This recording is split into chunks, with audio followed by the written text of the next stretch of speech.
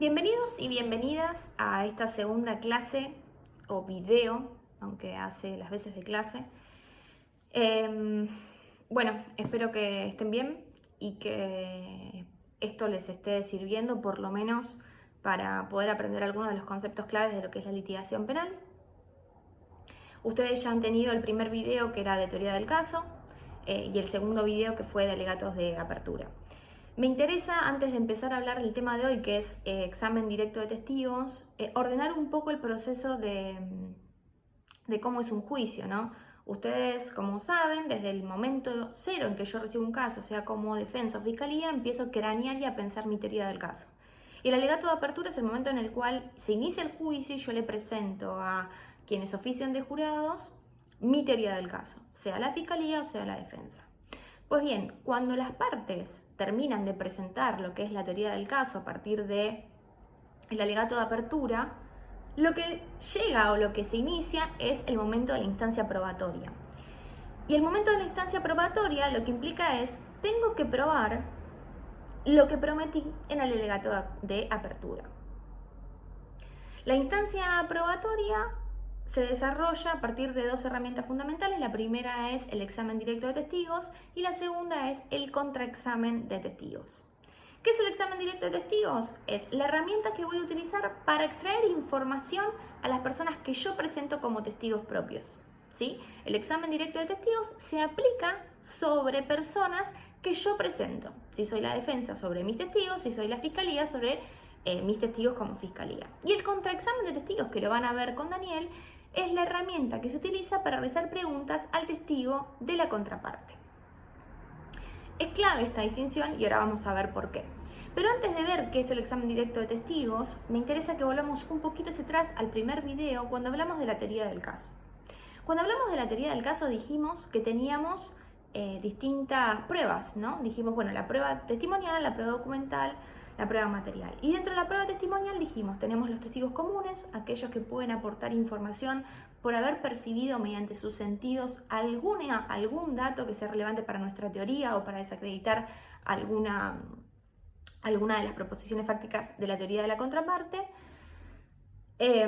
Dijimos que teníamos testigos expertos, aquellos que tienen un conocimiento específico que nos puede permitir probar algo vinculado a nuestra teoría, que tienen un conocimiento puntual sin ser peritos, y los peritos, que son aquellas personas que tienen la capacidad de realizar peritajes sobre determinadas cosas o situaciones que nosotros consideramos que son importantes peritar y que se encuentran inscritos en un registro de peritos, ¿sí? Son tres tipos de testigos o de personas que ofician de testigos distintas. A cualquiera de este tipo de testigos, si son propios, les tengo que aplicar o tengo que realizar la técnica del examen directo de testigos. El examen directo de testigos lo que busca es incorporar información que sea relevante para mi teoría del caso, ¿sí? ¿Cómo se realiza el examen directo de testigos? A partir de preguntas que van a ser en principio abiertas, es decir, aquellas preguntas que no contienen en la propia pregunta la respuesta. A ese tipo de preguntas se les va a llamar preguntas sugestivas, que son las características del contraexamen de testigos.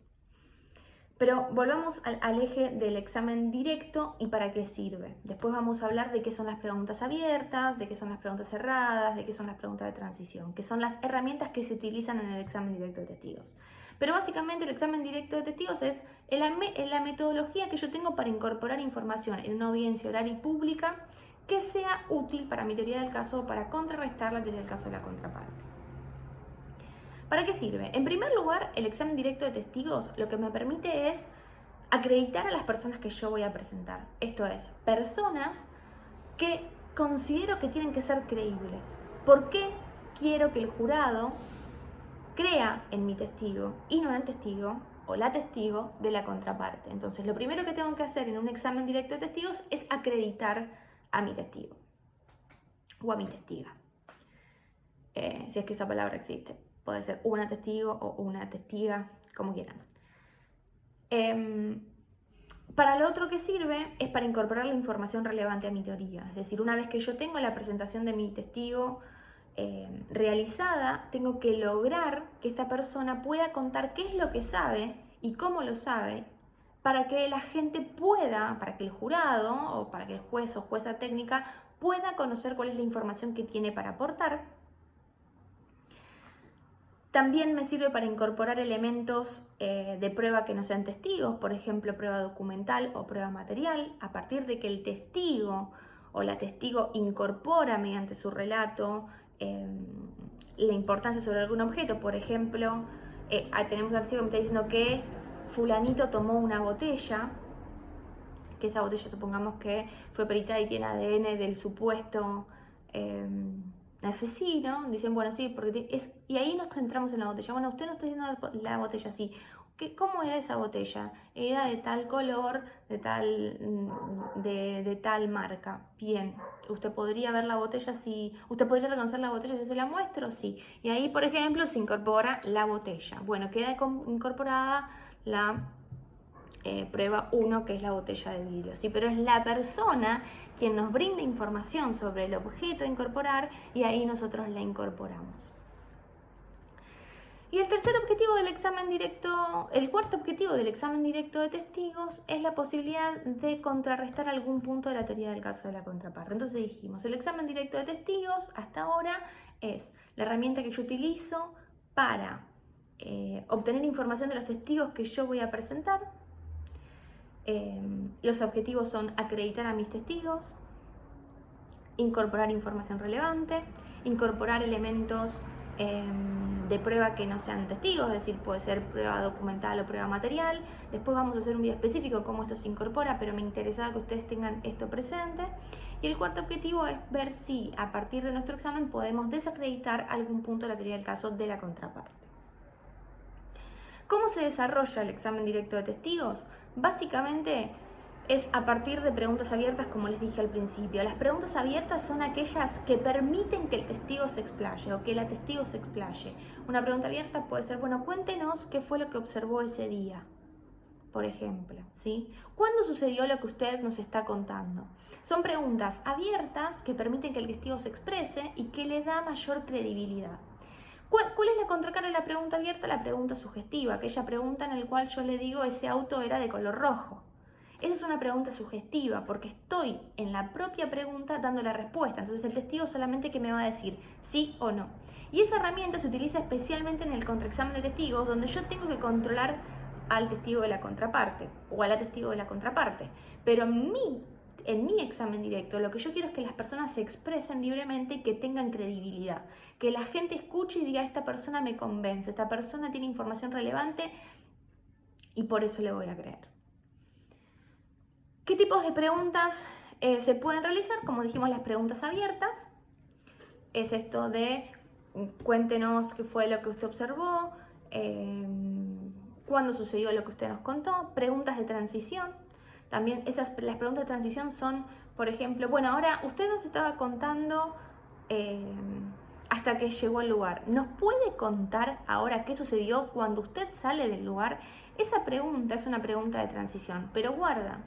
¿Qué sucede? En general, todas las preguntas, ustedes lo van a ir viendo en los libros, tenemos que tener mucho cuidado en la información que previamente incorporó el testigo, ¿sí? Porque si nosotros, o la testigo, si nosotros no escuchamos lo que el testigo dice, muy probablemente podamos caer en una pregunta sugestiva. Si el testigo nos está contando que llegó al lugar de los hechos, y a mí me interesa saber todo lo que pasó en el lugar de los hechos, y le fui preguntando, bueno, cuéntenos qué sucedió cuando llegó al lugar de los hechos, pero después me interesa puntualmente saber qué sucedió cuando salió, porque pasó algo importante para mi teoría del caso, sí o sí el testigo me tuvo que decir que salió del lugar. Y ahí yo preguntar, bueno, cuéntenos qué pasó específicamente cuando salió del lugar de los hechos. Porque si él no lo dice o ella no lo dice, yo estoy incorporando información que no dio y ahí sería una pregunta sugestiva y me la podrían objetar. Entonces, es muy importante para medir si una pregunta es sugestiva o no sugestiva, ver qué información fue incorporando el testigo. Entonces dijimos, preguntas abiertas, que el testigo se explaye, preguntas de transición, aquellas que guían al testigo para que se inserte en un momento determinado y nos cuente qué pasó, porque lo cierto es que cuando una persona habla y habla como yo en este momento, estaría bueno que alguien pueda decir, bueno, a ver, me interesa que focalicemos en esto, ¿nos puedes contar qué pasó en esta instancia? Eso que permite que la persona se ubique, que no se vaya por las ramas y que las personas que la están escuchando sepan que se viene una cuestión importante a tener en cuenta. La tercera herramienta son las preguntas cerradas. ¿Cuál es la diferencia entre una pregunta cerrada y una pregunta sugestiva? El límite es muy fino, algunos dicen que no hay diferencias, otros que sí, pero nosotros vamos a tener en cuenta que una pregunta cerrada podría ser ¿de qué color es el auto? Supongamos que tenemos un testigo o una testigo que nos dice que había un auto y es fundamental para nosotros que aporte la información de qué color es, pero no lo dice. ¿Sí? Yo no le puedo preguntar a mi testigo, ¿el auto era de color rojo? Porque eso es una pregunta sugestiva que me la van a objetar porque el testigo o la testigo no incorpora esa información. Ahora, si la persona me está diciendo que existe un auto y yo sé que es importante el color del auto, puedo preguntar de qué color era el auto. ¿Por qué? Porque la existencia del auto no está en duda, porque me lo está diciendo y porque todos sabemos que los autos tienen un color. Entonces, indefectiblemente de que esta persona no lo esté incorporando, si yo se lo pregunto, me lo va a tener que decir. Es muy difícil trabajar con personas con personas comunes, algunas tendrán mayor o menor dificultad para expresarse, pero en un juicio, en el marco de el control que ejercen los jueces y las juezas y el jurado, los nervios que puede tener una persona, hay información que nosotros podemos decir que es relevante y que quizás en ese momento no le está incorporando y nosotros se lo tenemos que preguntar. Para eso sirven las preguntas cerradas. ¿Son excepcionales? Sí. No son objetables si la información sobre la que yo pregunto ya fue incorporada. Lo que está prohibido en el examen directo de testigos son las preguntas sugestivas, porque pierdo legitimidad, porque no está siendo la información incorporada por él o la testigos, sino por mí.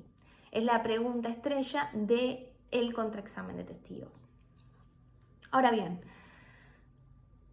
hay muchas cosas que podríamos decir de esto, pero supongamos que ustedes tienen que preparar el examen directo de algún testigo en el caso del Rengo. Ustedes tienen que tener en cuenta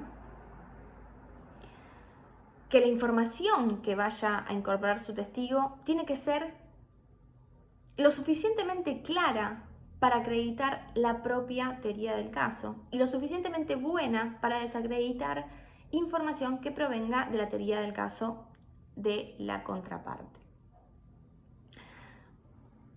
Cuando ustedes se pongan a ver el caso, pueden elegir al testigo o la testigo que consideren más importante o más relevante, hagan este ejercicio, piensen qué preguntas le podrían hacer, por ejemplo, a la persona imputada si fueran la defensa, cuáles van a ser sus puntos débiles sobre los que sabemos que la fiscalía va a trabajar, por ejemplo, que pueda explicar por qué vuelve a la casa, por qué es importante permanecer en el barrio para esta persona. Hay un montón de preguntas, hay un montón de información que pueden trabajar la defensa para fortalecer el relato de este testigo, que es el imputado, al momento de estar en juicio. Porque lo que nosotros tenemos en Argentina es que el imputado o la imputada pasa por las mismas técnicas de preguntas que cualquier otro testigo. Si quiere declarar, ¿no? Obviamente. Ahora bien, antes de seguir porque ya tendremos que ir cortando porque si no es muy largo. La cerveza, esto es agua. Me parece importante que tengan en cuenta esto. ¿Cómo se desarrolla un juicio? ¿Sí? Que es algo que en general las personas que no están emparentadas con el sistema de justicia pueden no conocer. El juicio se inicia con los alegatos de apertura.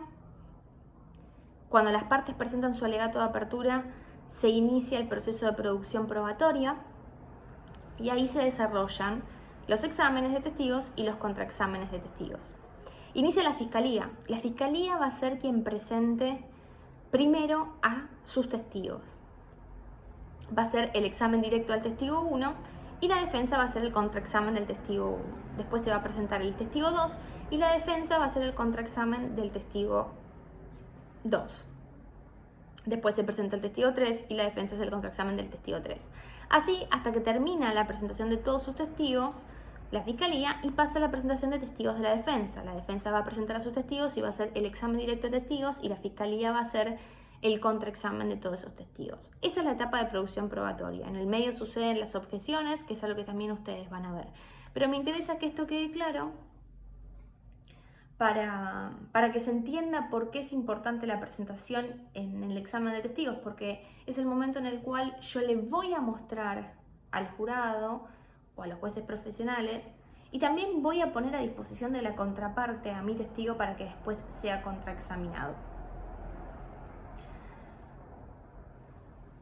Hasta acá me parece que la información es suficiente para que ustedes puedan tener una idea de cómo funciona el examen directo de testigos. Sería bueno que podamos tener un intercambio más adelante a partir del foro sobre algunos ejercicios concretos del caso del Rengo y que podamos ir trabajando en conjunto. Esperemos que eso se pueda hacer, pero cualquier cosa estoy a disposición a través del mail que supongo que tendrán, y si no, lo tendrán en breve. Bueno, muchas gracias.